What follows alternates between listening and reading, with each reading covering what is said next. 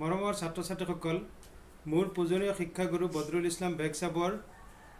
নিৰ্দেশ মৰ্মে মই আজি এই হায়াৰ ছেকেণ্ডেৰী ফাৰ্ষ্ট ইয়াৰৰ ছাত্ৰ ছাত্ৰীসকলৰ কাৰণে বায়'লজিৰ এটা ভিডিঅ' বনাবলৈ ষ্টাৰ্ট কৰি আছোঁ। This is an initiative which will in time it will take a shape and I hope it will be beneficial for all the students who are locked down due to COVID-19. মৰমৰ ছাত্ৰ ছাত্ৰীসকল, আশা কৰিছোঁ মোৰ প্ৰিয় ছাত্ৰ প্লাবিতা, ফৰহানা, হিমাক্ষী, ভাস্কৰহঁতৰ দৰে অসমৰ বিভিন্ন স্কুল কলেজত এডমিশ্যন লোৱা বিজ্ঞান বিষয়ক নিজৰ জীৱনৰ ৰঙীন স্বপ্ন বাস্তৱায়িত কৰাৰ বাবে যিসকল ছাত্ৰ ছাত্ৰীয়ে বাছি লৈছে তেওঁলোকৰ কাৰণে বেনিফিচিয়েল হ'ব। হায়াৰ ছেকেণ্ডেৰী ফাৰ্ষ্ট ইয়াৰ আৰু ছেকেণ্ড ইয়াৰত তোমালোকে যিখিনি কোৰ্চ পাবা তাৰ মেক্সিমাম কোৰ্চ কিন্তু ক্লাছ 9 আৰু 10ত আছে। ক্লাছ 9 আৰু 10ত তোমালোকে বহুতখিনি কথা পাই আহিছা। চ' হেয়াৰ ইজ এ ৰিকেপ। তোমালোকে ক্লাছ 9ত পাইছা জীৱৰ মৌলিক একক কোষ সম্পৰ্কে। এই চেপ্টাৰটোত তোমালোকে ইন ডিটেইল কোষৰ প্ৰকাৰ, প্ৰকোষ কেন্দ্ৰীয় কি, সংকোষ কেন্দ্ৰীয় কি, প্ৰকেৰিয়টিক, ইউকেৰিয়টিক, কোষৰ অংগাণুসমূহ, cell organelles just like plastid, mitochondria etcetera etcetera, then DNA, RNA এই সম্পৰ্কে তোমালোকে ক্ৰমজম সম্পৰ্কে পাইছা। নেক্সট চেপ্টাৰটোত তোমালোকে পাইছিলা প্ৰাণী আৰু উদ্ভিদৰ কলা সম্পৰ্কে, অৰ্থাৎ প্ৰাণীৰ বিভিন্ন কলা, আৱৰণী কলা, সংযোজক কলা, পেশী কলা, স্নায়ু কলা, এপিথেলিয়েল টিস্যু, কানেক্টিভ টিস্যু, মাছুলাৰ টিস্যু আৰু নাৰ্ভাছ টিস্যু সম্পৰ্কে। দেন প্লেণ্ট টিস্যু তোমালোকে পাইছিলা মেৰিষ্টেমেটিক টিস্যু, ভাজক কলা কাক কয়, স্থায়ী কলা কি, সৰল কলা, জটিল কলা, তাৰ মাজত পেৰেনকাইমা, কলেনকাইমা, স্লেৰেনকাইমা আৰু জাইলেম ফ্লয়েম সম্পৰ্কে পাইছিলা। জীৱজগতৰ শ্ৰেণী বিভাজন চেপ্টাৰটোত তোমালোকে পাইছিলা 5 kingdom system of classification by Whittaker, তাৰ মাজত মনেৰা, প্ৰতিষ্ঠা, ফাঞ্জাই, প্লেণ্ট, এনিমেল এই কিংডমবোৰৰ প্ৰত্যেকটোৰে তোমালোকে কাৰেক্টাৰিষ্টিক ফিচাৰ আৰু কিছুমান এক্সাম্পলছ তোমালোকে পাইছিলা। প্ৰাণী ৰাজ্যৰ পৰ্বসমূহ সম্পৰ্কে পাইছিলা, ৰন্ধ্ৰীপ্ৰাণী, একনলদেহী, চিলেণ্টেৰিটা, টিন'ফৰা, প্লেটিহেলমিনথিছ, এছচিলমেনথিছ এটচেট্ৰা এটচেট্ৰা। উদ্ভিদ ৰাজ্যৰ তেনেকৈ বিভাগসমূহ তোমালোকে পাইছিলা, প্ৰত্যেকটো বিভাগৰ কাৰেক্টাৰিষ্টিক ফিচাৰ আৰু কিছুমান এক্সাম্পলছ। এলগি, ব্ৰায়'ফাইটা, টেৰিডোফাইটা, জিমনস্পাৰ্ম, এনজিঅস্পাৰ্ম অৰ্থাৎ শেলাই, ঢেকীয়া, মছ এইবোৰ সম্পৰ্কে তোমালোকে পাইছিলা ডিটেইল। ক্লাছ 10ত তোমালোকে প্ৰথমে পাইছিলা জীৱন প্ৰক্ৰিয়া সম্পৰ্কে, অৰ্থাৎ লাইফ প্ৰচেছেছ, জীৱ এটাৰ জীৱনত সংঘটিত বহুতখিনি কথা, পৰিপুষ্টি, নিউট্ৰিশ্যন, তাৰ আণ্ডাৰত ফটোচিন্থেচিছ, সালোক সংশ্লেষণ কি বস্তু, খাদ্য পাচন কিদৰে হয়, শ্বসন অৰ্থাৎ ৰেছপাইৰেশ্যন, প্ৰাণী আৰু উদ্ভিদৰ ৰেচন প্ৰক্ৰিয়া অৰ্থাৎ এক্সক্ৰিশ্যন সম্পৰ্কে তোমালোকে পাইছা। নিয়ন্ত্ৰণ আৰু সমন্বয় চেপ্টাৰটো, ইয়াত তোমালোকে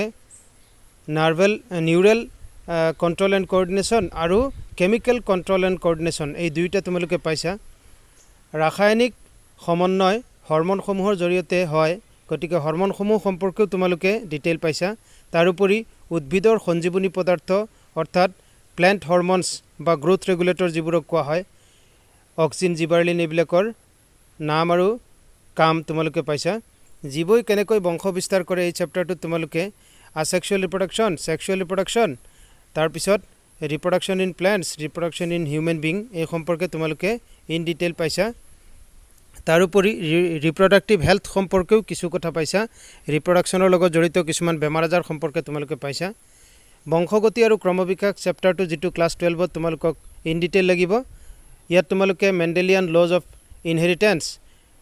এইখিনি কথা পাইছা, ছেক্স ডিটাৰমিনেশ্যন এই কথাটোও পাইছা। তাৰপিছত ইভলিউশ্যনৰ আণ্ডাৰত সমসংস্থ আৰু সমবৃত্তীয় অংগ, homologous and analogous organs, তাৰপিছত ফচিলছবোৰ কি এই সম্পৰ্কে তোমালোকে পাইছা। ইয়াৰ উপৰি শেষৰ চেপ্টাৰকেইটাত তোমালোকে পৰিৱেশ, প্ৰদূষণ, পৰিস্থিতি তন্ত্ৰ অৰ্থাৎ ইক'ছিষ্টেম, খাদ্য শৃংখল অৰ্থাৎ ফুড চেইন, প্ৰাকৃতিক সম্পদৰ ব্যৱস্থাপনা আৰু প্ৰাকৃতিক সম্পদ আমি কিয় সংৰক্ষণ কৰিব লাগে এই সম্পৰ্কে ইন ডিটেইল পাইছা। হায়াৰ ছেকেণ্ডেৰী কোৰ্চটো তোমালোকে বায়'লজিত কি কি পঢ়িব লাগিব? হায়াৰ ছেকেণ্ডেৰী কোৰ্চটো একচুৱেলি 10টা ইউনিটত ডিভাইড কৰা হৈছে, out of which you have to study 5 units in class 11 and 5 units in class 12.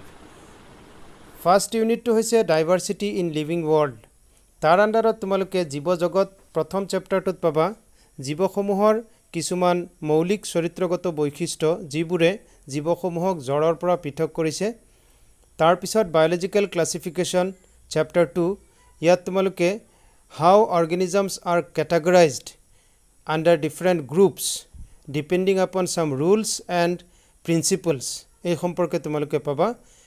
জীৱ জগতৰ শ্ৰেণী বিভাজনৰ কিছুমান নিয়ম নীতি তাৰ লগত জড়িত দৈৰাশিক নামকৰণ তাৰ লগত জড়িত ICBN ICZN বান্ধি দিয়া কিছুমান নিয়ম নীতি প্ল্যান্ট কিংডম চ্যাপ্টাৰটোত তোমালোকে তাৰোপৰি তোমালোকে পাবা 5 কিংডম ক্লাসিফিকেশন য'ত মনেৰা প্ৰতিষ্ঠা প্ল্যান্ট এনিমেল আৰু ফাঞ্জাই এই গ্ৰুপবোৰৰ এই কিংডমবোৰৰ characteristic feature আৰু কিছুমান examples দিয়া আছে in detail plant kingdom chapter 2 উদ্ভিদ ৰাজ্যৰ আন্ডাৰত আমি কি ডিভিজন পাম algae bryophyte pteridophyte gymnosperm angiosperm এইবোৰৰ characteristic feature আৰু further classification say for example algae are again classified into rhodophyceae chlorophyceae phaeophyceae etc etc তেনেকে Animal kingdom তোমালোকে প্ৰথমে পাবা how animals are further classified into different phyla say for example porifera coelenterata mollusca arthropoda আকৌ chordata বিলাকৰ sub classification into different classes say for example aves then fishes then mammals এই সম্পৰ্কে তোমালোকে প্ৰত্যেকটো ক্লাছৰ কিছুমান characteristic feature আৰু কিছুমান example জানিব লাগিব Unit 2 Structural Organization in Plants and Animals ইয়াত তোমালোকে প্ৰথমে Morphology of Flowering Plants উদ্ভিদৰ শাৰীৰিক গঠন তোমালোকে পাবা য'ত নেকি উদ্ভিদৰ শৰীৰৰ বিভিন্ন অংগ roots stem আৰু leaves এইবোৰৰ modification আৰু এইবোৰৰ structure and function তোমালোকে পাবা Anatomy of flowering plants আকৌ উদ্ভিদৰ বিভিন্ন কলা meristematic tissue permanent tissue then simple tissue complex tissue parenchyma collenchyma sclerenchyma xylem phloem এই সম্পৰ্কে পাবা তাৰোপৰি তোমালোকে ইয়াত secondary growth কি বস্তু anomalous secondary growth কি বস্তু আৰু উদ্ভিদৰ tissue system যেনে ground tissue system epidermal tissue system এইবোৰ পাবা আৰু vascular tissue system পাবা structural organization in animals ইয়াত প্ৰাণী দেহৰ কলাসমূহ epithelial tissue nervous tissue muscular tissue এই সম্পৰ্কে এইবোৰ সম্পৰ্কে in detail পঢ়িব লাগিব cell structure and function প্ৰথমে পঢ়িবা তোমালোকে কোষৰ বিভিন্ন অংগাণু cell organelles এইবোৰৰ structure এইবোৰৰ function mitochondria plastid chloroplast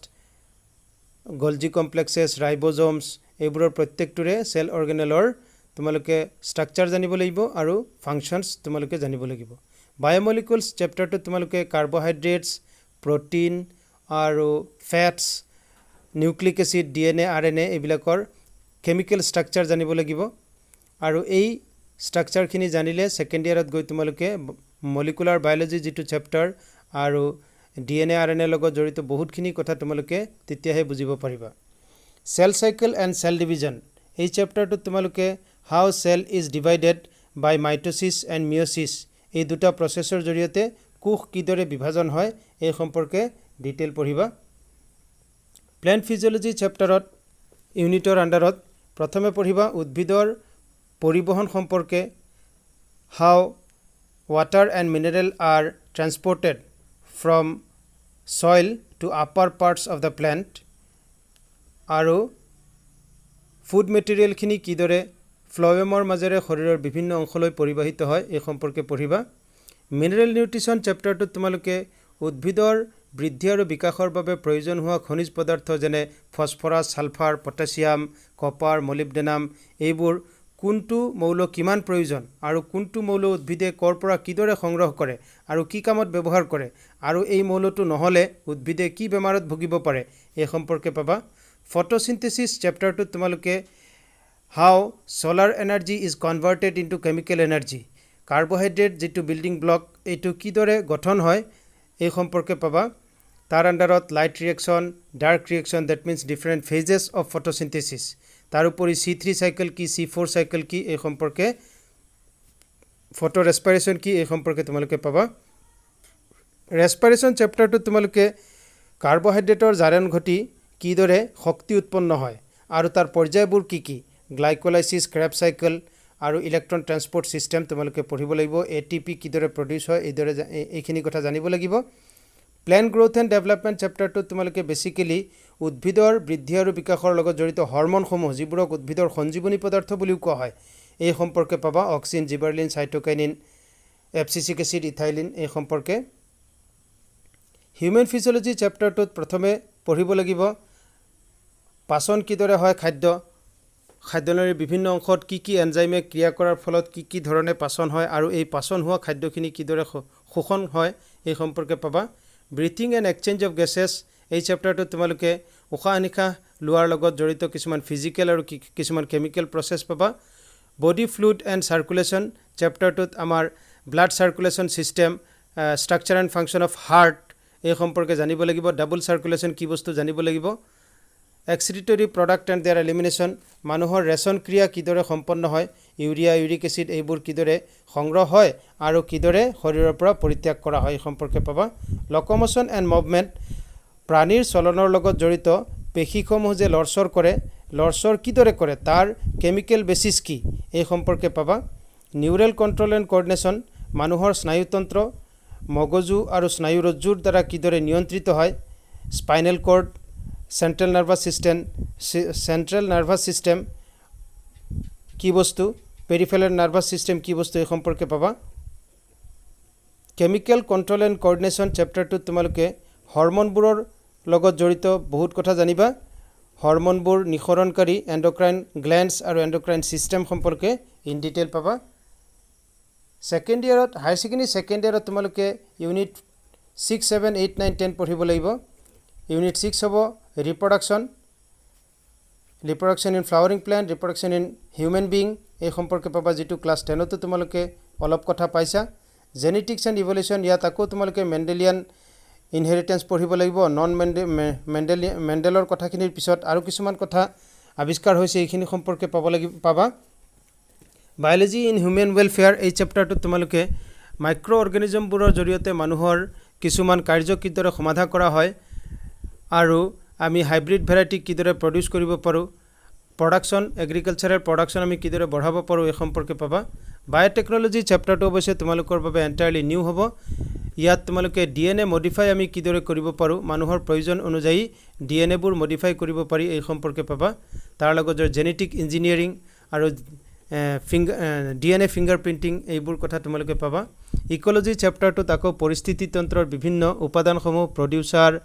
consumer ডিকম্পোজাৰ আৰু এইবোৰৰ মাজত সম্পৰ্ক ফুড চেইন ফুড ওয়েব আৰু প্যাৰাসাইটিজম এইবোৰ সম্পৰ্কে তোমালোকে ইন ডিটেইল পাবা ইন্ট্ৰোডাক্টৰি হিচাপে এইখিনি কথা ক'লো ভিডিওটো অকমান দীঘল হৈছে এতিয়া তোমালোকে বিশেষকৈ ক্লাস 9 আৰু 10 ৰ বিজ্ঞানৰ বায়োলজি চেপ্টাৰ কেইটা ভালদৰে মনোযোগ দি প্ৰিপাৰেচন কৰিবা এবাৰ থৰলি তোমালোকে পঢ়িবা বিশেষকৈ হাই সেকেন্ডাৰী ফাৰ্ষ্ট ইয়াৰৰ কোৰ্সটোৰ লগত ক্লাস 9 ৰ কোষ কলা আৰু জীৱ বৈচিত্ৰ্যময় জীৱজগত এই চেপ্টাৰ কেইটা ডাইৰেক্টলি ৰিলেটেড হয় গতিকে তোমালোকে এইখিনি ব্যাকগ্ৰাউণ্ড নলেজটো আহৰণ কৰিবলৈ চেষ্টা কৰিবা আৰু মোৰ ভিডিওবোৰ বেছিতকৈ বেছি শ্বেয়াৰ কৰিবা যাতে তোমালোকৰ সমনীয়সকলেও যাতে ইয়াৰ পৰা উপকৃত হ'ব পাৰে thank you for listening and thank you for ৱাচিং